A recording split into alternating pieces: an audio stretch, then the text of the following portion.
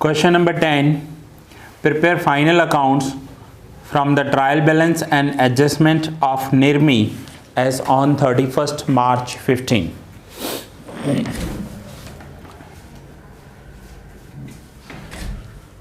So, trading P&L balance sheet, trading half page पर, P&L balance sheet full page का बनाएंगे। Trading account हो या P&L हो या बैलेंस शीट हो, पूरा हेडिंग देना है। Trading account of Nirmi as on 31st March 15, profit and loss account of Nirmi as on 31st March 15 and balance sheet of Nirmi as on 31st March 15। कोई भी सम करो, हेडिंग पूरा देना है आपको, ठीक है। नाउ स्टार्ट करते हैं एडजस्टमेंट से। First adjustment, closing stock on 31st March 15 was valued at 50,000। Closing stock के दो effect,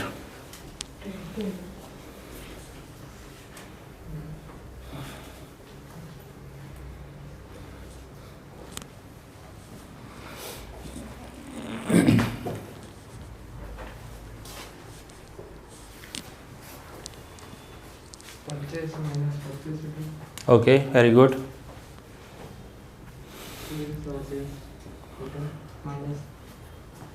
purchase minus purchase return, sales minus sales return, ठीक है।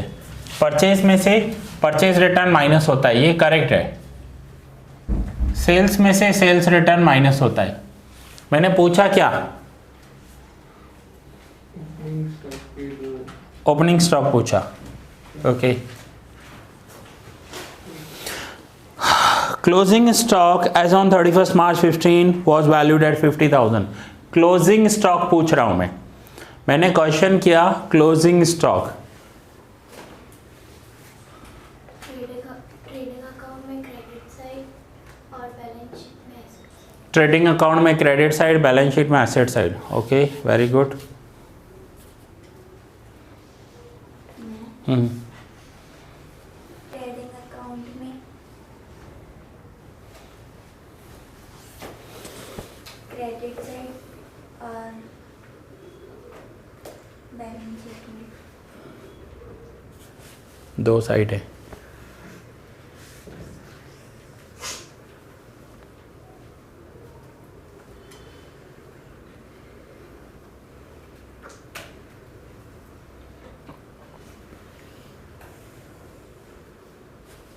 कौन सी साइड? एसेट्स। इससे तो कॉइन टॉस करने वाली बात हो जाती है कि एक तो बोलना ही है ना। देखो इतने सारे सम्स हो गए हैं, अब आपको याद हो जाना चाहिए कि ट्रेडिंग में क्रेडिट साइड अमाउंट कितना है 50,000 और बैलेंस शीट में asset side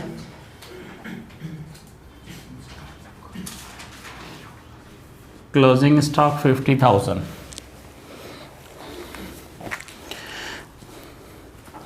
Fire occurred in business on 31st January, due to which goods of 8,000 were destroyed and insurance company accepted a claim of 70%। Business में फायर एक्सीडेंट हुआ है, insurance company ने 70% accept किया है, okay. Sir इसमें 8,000 trading account में purchase minus करेंगे, purchase में से माइनस करेंगे, ओके। तो यहाँ पर लिखेंगे goods destroyed 8,000, okay. Asset side में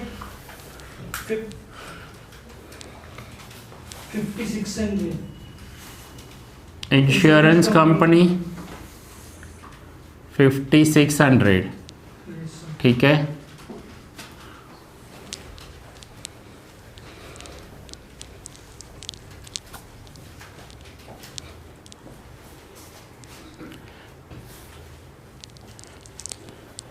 सर P&L में 2400 डेबिट साइड, P&L में डेबिट साइड 2400,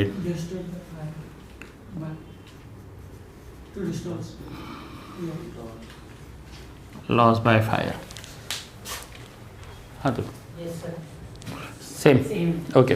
देखो जब भी गुड्स डिस्ट्रॉयड बाय फायर हो और insurance company partial amount accept कर रही है तो 3 जर्नल है, 3 एंट्रीज होंगी। और अगर इंश्योरेंस कंपनी फुल्ली एक्सेप्ट कर रही है तो 2 क्यों होंगी? होगी तो तीसरी भी।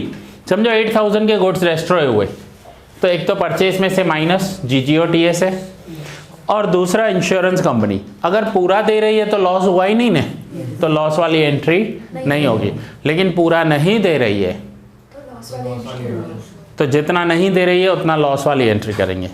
और सपोज करो इंश्योरेंस कंपनी कुछ ही नहीं दे रही है तो पूरा लॉस 8000 लॉस, फिर ये वाली एंट्री नहीं होगी। ठीक है ना। सो इंश्योरेंस कंपनी जितना अमाउंट दे रही है वो हम एसेट्स में लिखेंगे और जितना लॉस हुआ वो प्रॉफिट एंड लॉस अकाउंट में डेबिट। इसकी 3 एंट्रीज होती हैं, आगे दी हुई है। पेज नंबर 162 निकालो सभी, page number 162।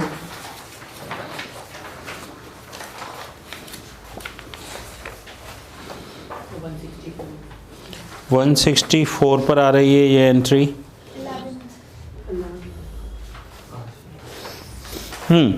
11th, goods destroyed by fire and insurance company accepted partial claim. Partial claim यानी पूरा क्लेम एक्सेप्ट नहीं किया है। सो इफेक्ट्स में trading account debit side deduct from purchase, तो ये देखो ट्रेडिंग अकाउंट में डेबिट साइड परचेज में से डिडक्ट किया। Second effect accepted claim amount in balance sheet asset side, तो जितना क्लेम एक्सेप्ट किया वो बैलेंस शीट में एसेट्स कर दिए as a debtor. And in profit and loss account debit side as a loss due to fire, total amount minus claim amount. So total amount 8000 minus claim amount 5600, loss by fire. ठीक है, 3 effects होंगे। चलो next. Out of debtor 6000 are not recoverable, so they are to be written off. Provide bad debt reserve 5% and discount reserve 2%. 6000 are not recoverable. Debtors recoverable नहीं है। तो देखो debtors है कितने? 81,000। Debtors 81,000। देखो मैंने आपको पहले भी कहा था कि लाइन ड्रॉ कर लो। जब आपकी लाइंस ड्रॉ हो जाएंगी ना तो ये सब प्रॉब्लम्स नहीं होंगे कि आप सामने क्या देख रहे हो। डेटर्स 81,000, 6,000 रिकवरेबल नहीं है तो बैड डेब्ट्स हो गई। तो बैड डेब्ट्स के लिए हम प्रॉफिट एंड लॉस अकाउंट के debit side bad debts trial balance, bad debts adjustment, bad डेब्ट रिजर्व एडजस्टमेंट माइनस बैड डेब्ट रिजर्व ट्रायल बैलेंस।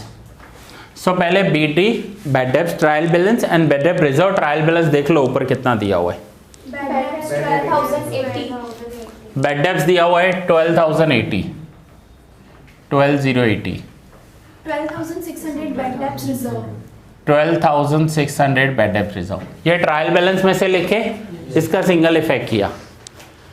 ठीक है, अब जो एडजस्टमेंट में से करेंगे उसके डबल इफेक्ट।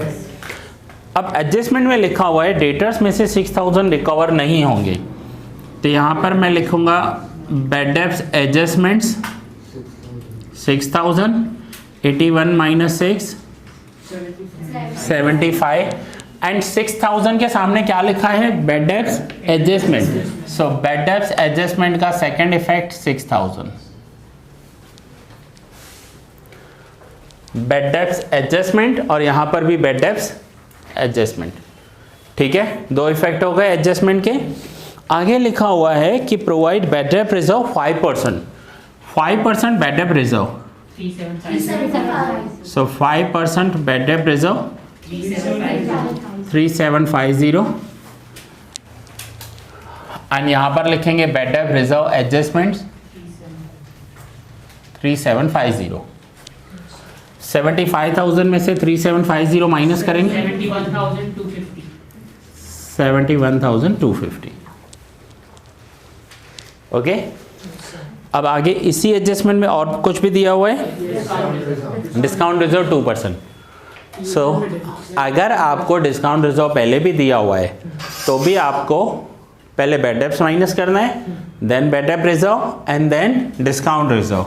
सो यहाँ पर माइनस करेंगे 2% discount reserve 1424 and then final amount बाहर लिखेंगे जो भी आएगा।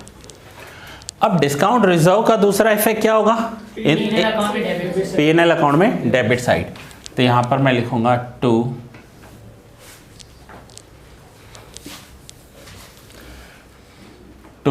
Discount reserve.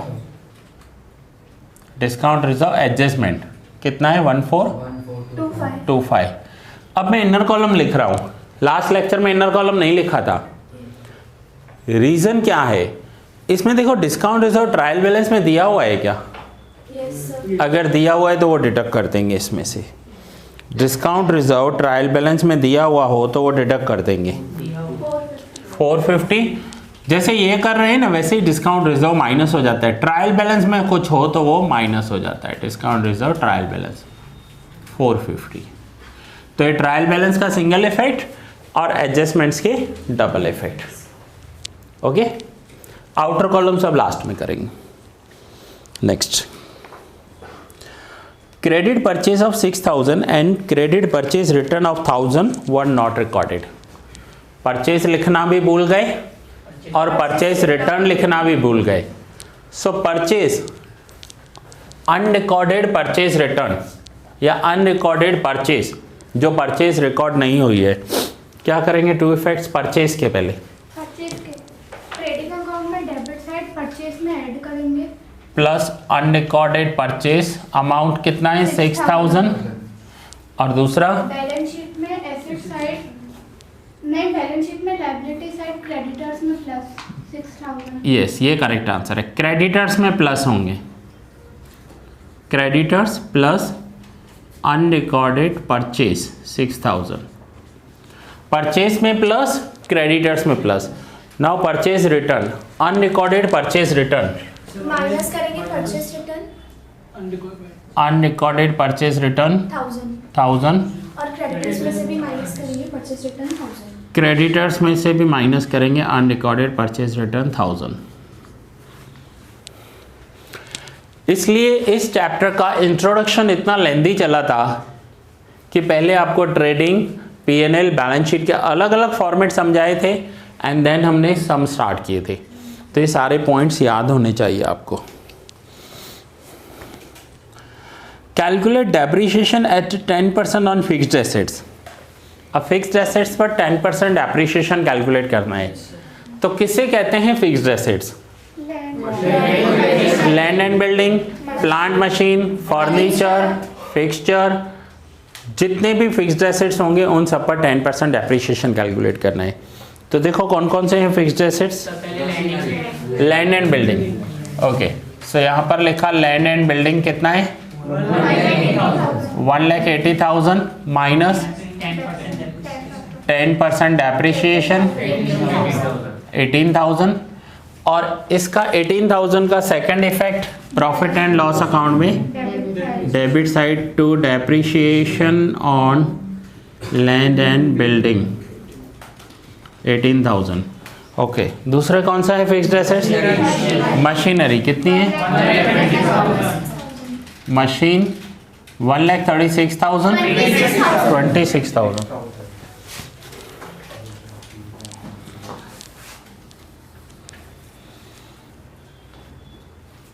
1,26,000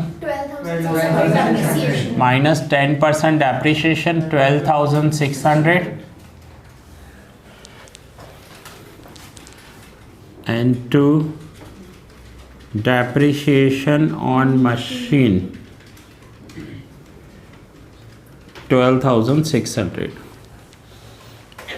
and then furniture 22,500 furniture 22,500 minus 10% depreciation 2250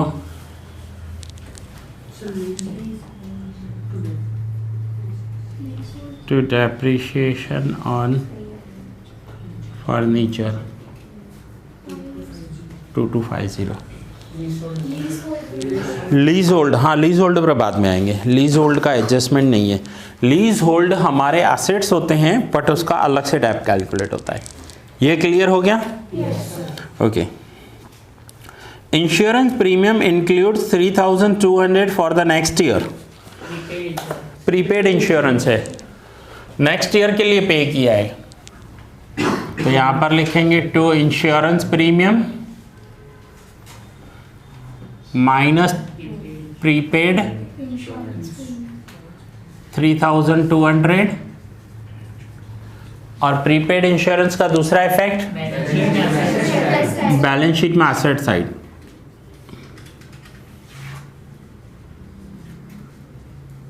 prepaid insurance 3200। 50% commission is received। 50% received हुई है commission. 3000।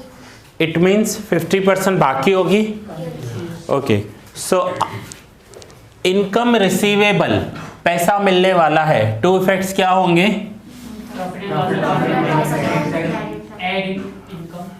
Profit and loss account में क्रेडिट साइड इनकम में ऐड करेंगे bye commission plus receivable commission,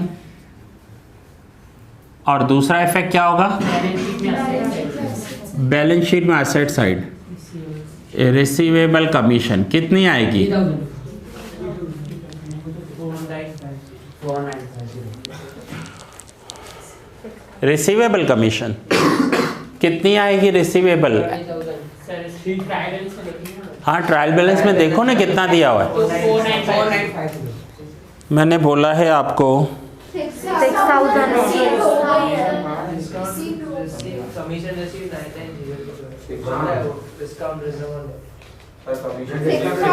मैंने लाइन ड्रॉ करने के लिए बोला हुआ है सबको। अलग अलग अमाउंट बता रहे हो कब से? 3000 आएगा। 3000 आएगा।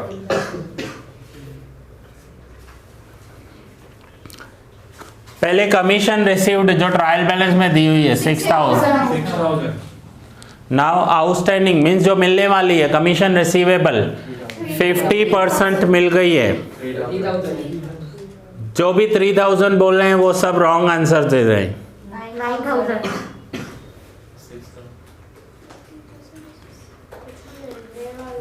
कितना बोला? 6000। ये करेक्ट आंसर है। कैसे? 6000 मिल चुकी है, 50% पे और बाकी है। यस, ये करेक्ट आंसर है।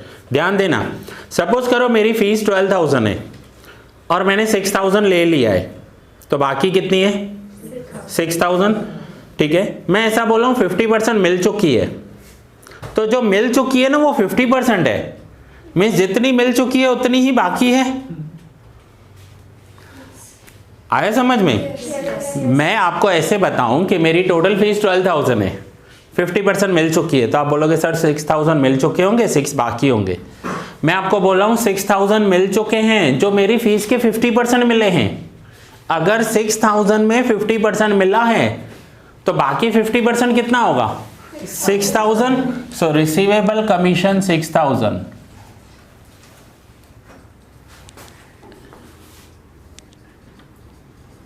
%90 स्टूडेंट रॉन्ग आंसर करते हैं इसमें क्योंकि लिखा हुआ है 50% मिली है तो 6000 का 50%। ऐसा नहीं है, जो मिली है वो 50% है, इट मीन्स 50 बाकी भी है। और अगर 50% में 6000 मिला है तो 6000 बाकी भी होगा।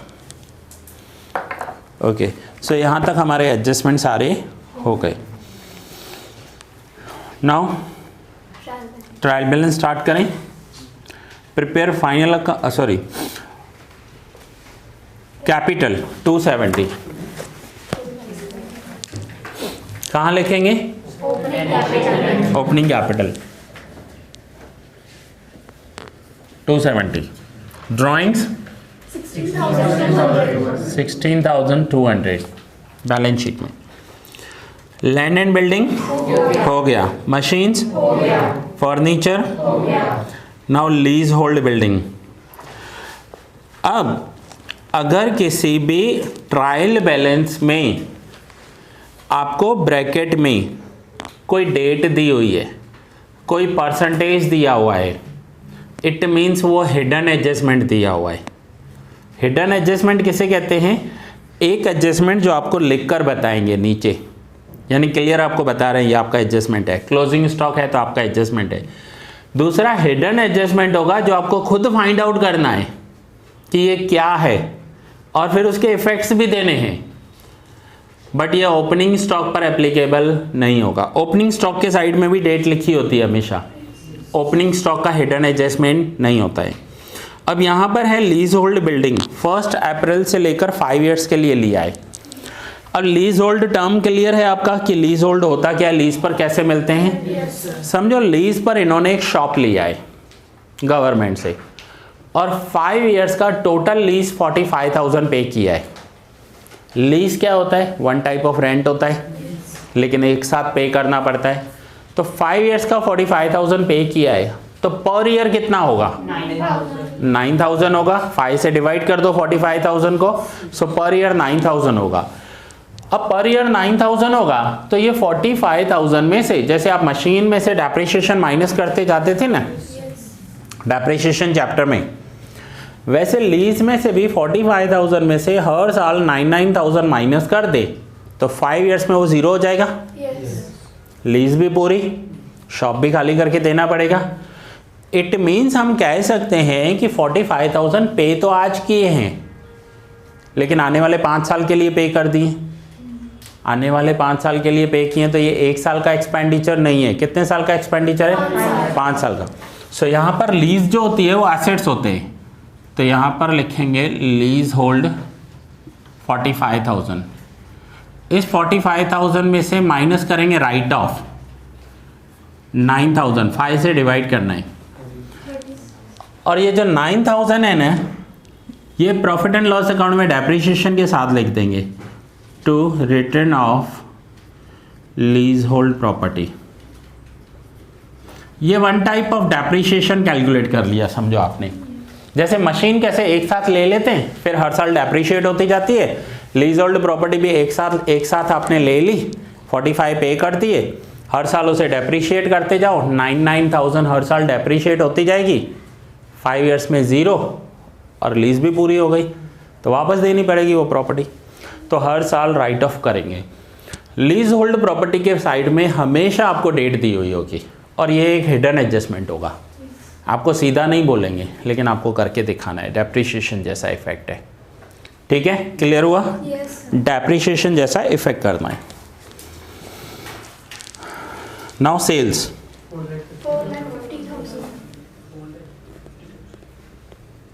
450, परचेज रिटर्न 10,800, परचेज में से माइनस करेंगे 10,800, डेटर्स 81,000 हो गए। 12% लोन फ्रॉम दत्तू, अब ये हो सकता है इसका कोई फ्रेंड हो उससे लोन लेकर रखा है। 12% लोन फ्रॉम दत्तू, परसेंटेज है और डेट भी है, इट मीन्स हिडन एडजस्टमेंट है। परसेंटेज है एंड डेट है तो हिडन एडजस्टमेंट। नाउ 12% लोन, कितना लिया है दत्तू से पैसा? 27,000। अब अगर 27,000 का लोन लिया है दत्तू से तो दत्तू को इंटरेस्ट भी तो देना पड़ेगा ना हमें। हमने किसी से कर्जा लिया है तो इंटरेस्ट तो देना पड़ेगा। अब पूरे सम में देखो कहीं पर भी ऐसा लिखा है कि हमने इंटरेस्ट पेड किया है? एक बार चेक कर लो,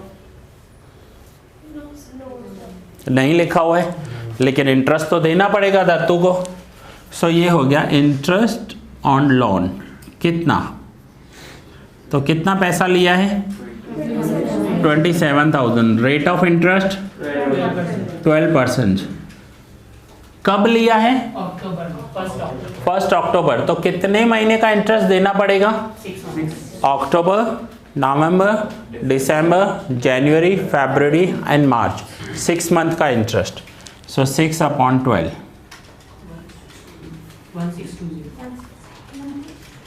1620। और ये आउटस्टैंडिंग इंटरेस्ट ऑन लोन है। आउटस्टैंडिंग इंटरेस्ट एक्सपेंस पे करना बाकी है, उसके टू इफेक्ट्स, एक प्रॉफिट एंड लॉस अकाउंट में डेबिट साइड एक्सपेंस में प्लस करेंगे, दूसरा बैलेंस शीट में लाइबिलिटी साइड से यहाँ पर लिखेंगे to outstanding interest on loan 1620 और दूसरा liability outstanding interest on loan 1620। Hidden adjustment था ये। Okay, next purchase 1,80,000 trading account में डेबिट साइड। कुछ डाउट है? कुछ डाउट हो तो बीच में क्लियर करते रहना। सेल्स रिटर्न 9,000, सेल्स में से माइनस करेंगे 9,000। Freight and octroi, freight and octroi trading account में डेबिट साइड।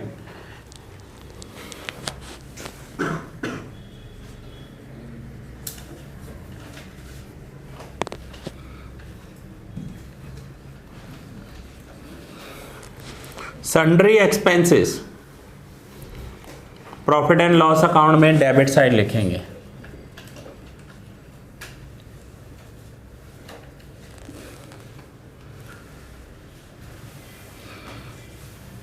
$3,150 इंश्योरेंस प्रीमियम 14,200 ये रहा,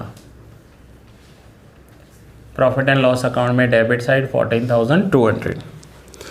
बैड डेब्ट्स हो गया, बैड डेब्ट रिजर्व, डिस्काउंट रिजर्व हो गया, कमीशन रिसीव्ड हो गया, गुड्स स्टॉक 1 अप्रैल 14 ओपनिंग स्टॉक है और डेट के साथ है तो हिडन एडजस्टमेंट नहीं समझना है। ओपनिंग स्टॉक में हमेशा डेट होती है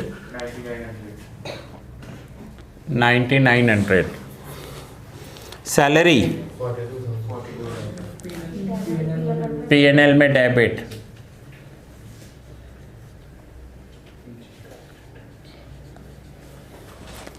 वेजेस ट्रेडिंग में debit side,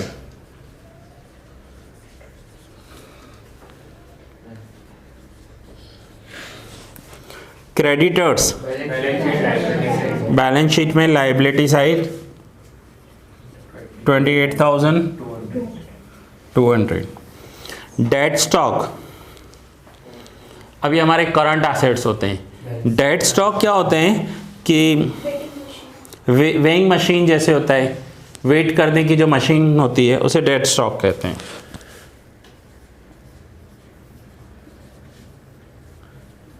date stock 4,500। Bank overdraft balance sheet में liability side 18,900। Cash balance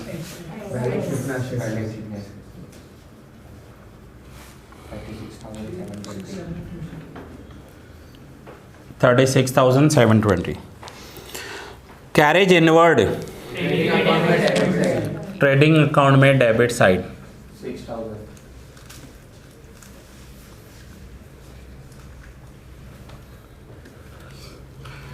6,000। Carriage outward P&L में डेबिट साइड 7,500। जब टर्मिनोलॉजी चल रहा होता है ना तब 11th के स्टूडेंट बोलते sir carriage inward carriage outward क्या फ़र्क पड़ता है तो कैरेज ही ना, है तो मजूरी, अलग अलग क्यों लिखे? कैरेज इनवर्ड परचेज एक्सपेंस है, ट्रेडिंग में डेबिट होता है। कैरेज आउटवर्ड सेलिंग एक्सपेंस है, P&L में डेबिट होता है। और उस टाइम पर ट्रेडिंग P&L तो पता ही नहीं होता है क्या होता है, नहीं होता है ना, सो इसलिए समझ लेना चाहिए। नाउ बिल्स, बिल्स में दोनों दिए हुए हैं, डेबिट भी है क्रेडिट भी है। सो जो डेबिट में है वो बिल्स रिसीवेबल है, bills receivable 12,000 and bills payable 7,000। Discount debit भी है क्रेडिट भी है, सो डिस्काउंट अलाउड और डिस्काउंट गिवन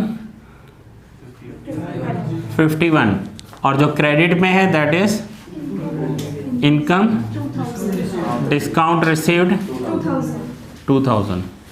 अब यहाँ तक इस सम रिलेटेड कोई भी डाउट है तो वो क्लियर कर लो पहले।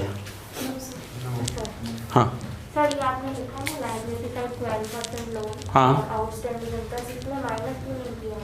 ओके चलो सपोज करो आज मैंने किसी से इस अमाउंट को छोड़ दो, आज मैंने किसी से 1 लाख रुपया उधार लिया है, 1 महीने के बाद 1% इंटरेस्ट के साथ पे करना है, तो मुझे 1,01,000 पे करने पड़ेंगे या मैं उसे 99,000 पे करूंगा? ध्यान से समझो, मुझे आज पैसे उधार चाहिए, मैंने बैंक से उधार लिया, किसी फ्रेंड से उधार लिया, 1% इंटरेस्ट है 1 मंथ का, 1 लाख रुपीज़ उधार लिया, सो 1 लाख का 1% होता है 1,000 रुपीज़। तो 1 महीने के बाद जब मैं वापस देने जाऊंगा तो मुझे 1 लाख प्लस 1,000 लेकर जाने पड़ेंगे या 1 लाख में से माइनस 1,000 करके देख के आऊँ?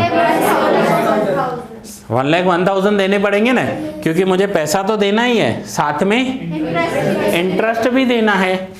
तो इसलिए यहाँ पर आउटस्टैंडिंग इंटरेस्ट ऑन लोन साथ में लिखा है, या प्लस करके भी लिख सकते हैं, माइनस करके तो बिल्कुल नहीं लिख सकते।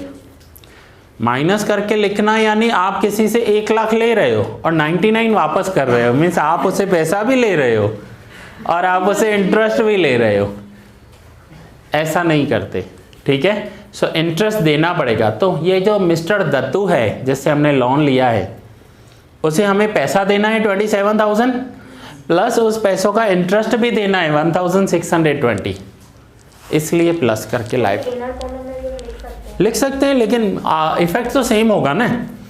इससे क्या होगा, देखो ये ज़रूरी नहीं है 6 महीने हुए, पता नहीं हम 1 साल बाद देंगे, 2 साल बाद देंगे, तो इंटरेस्ट और लोन अमाउंट अलग अलग लिखा जाता है। अगर नहीं लिखा तो नेक्स्ट ईयर क्या हो जाएगा, इन दोनों को ऐड करके फिर उस पर इंटरेस्ट कैलकुलेट हो जाएगा, ये मिस्टेक हो जाएगी। ऐसा कंपाउंड इंटरेस्ट में होता है, इंटरेस्ट के ऊपर इंटरेस्ट।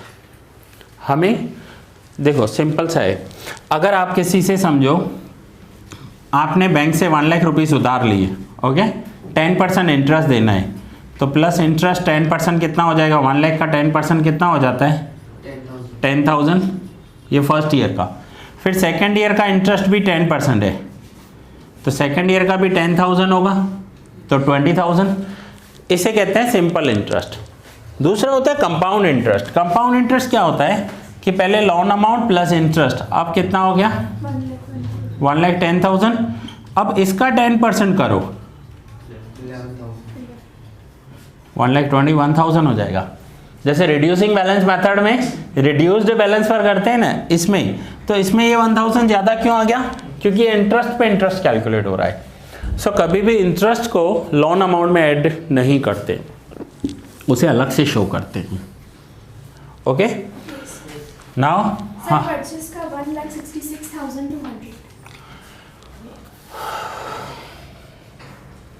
1,66,200 और सेल्स का 4,41,000।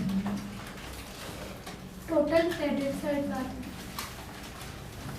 4,90,000 ओके। सो माइनस करो, देखो क्या डिफरेंस आ रहा है। 4,88,000 ग्रॉस प्रॉफिट 4,91,000 में से ये सारे अमाउंट्स माइनस करो,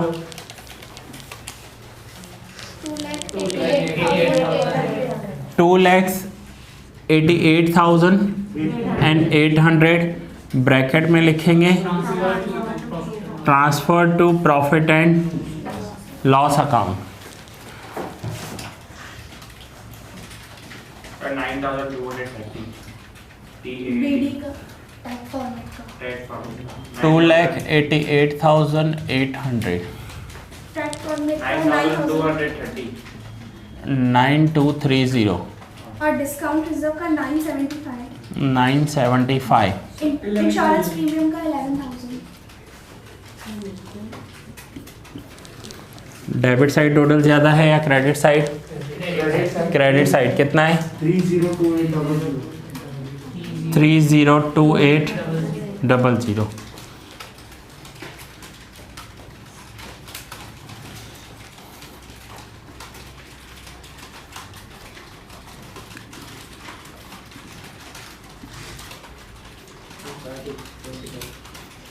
transfer to capital account.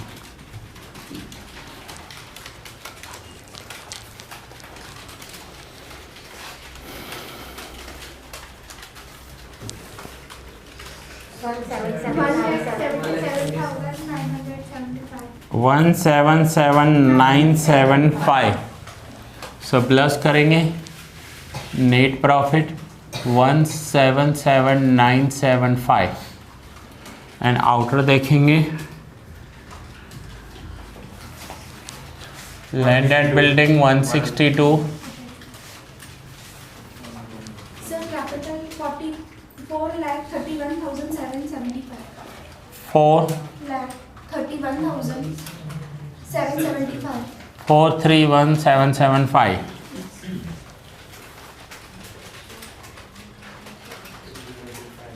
Sir machine का 1,13,400 फर्नीचर का 1,13,400 सर फर्नीचर का 20250 20250 डेटर्स का बाकी है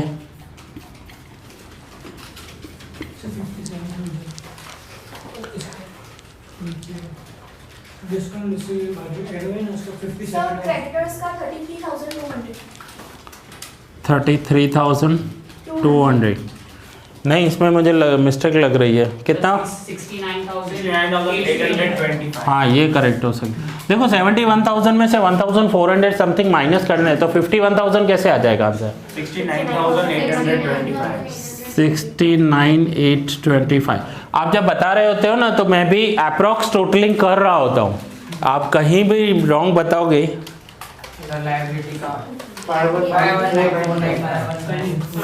519,495 लाइबिलिटी साइड टोटल असेट्स का भी यही है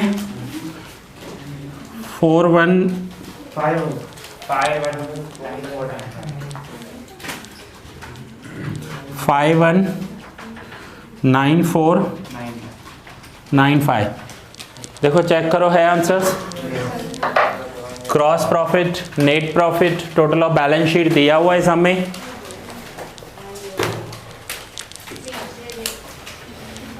हाँ ग्रॉस प्रॉफिट कितना दिया हुआ है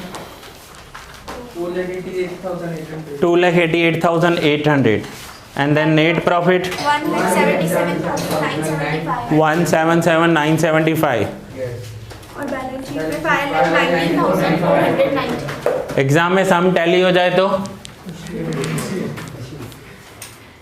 होगा बहुत सारे स्टूडेंट्स करके आते हैं कुछ भी टैली हो जाए तो हाँ कुछ भी मिस्टेक हो गई इसलिए मैं आपको बोलता हूँ कि बुक में लाइन ड्रॉ कर लो आप एग्जाम में भी यही मिस्टेक करोगे और एक नंबर रॉन्ग हो गया ना आपका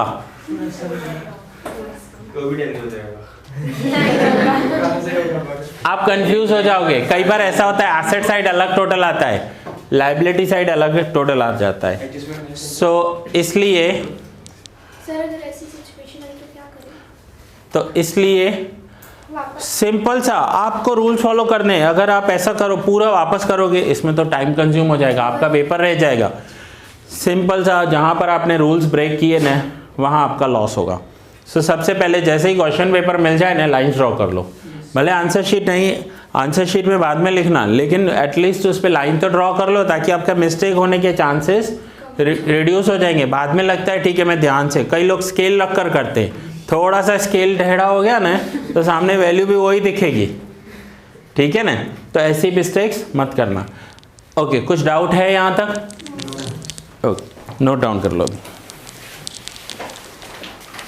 सर अभी बैलेंस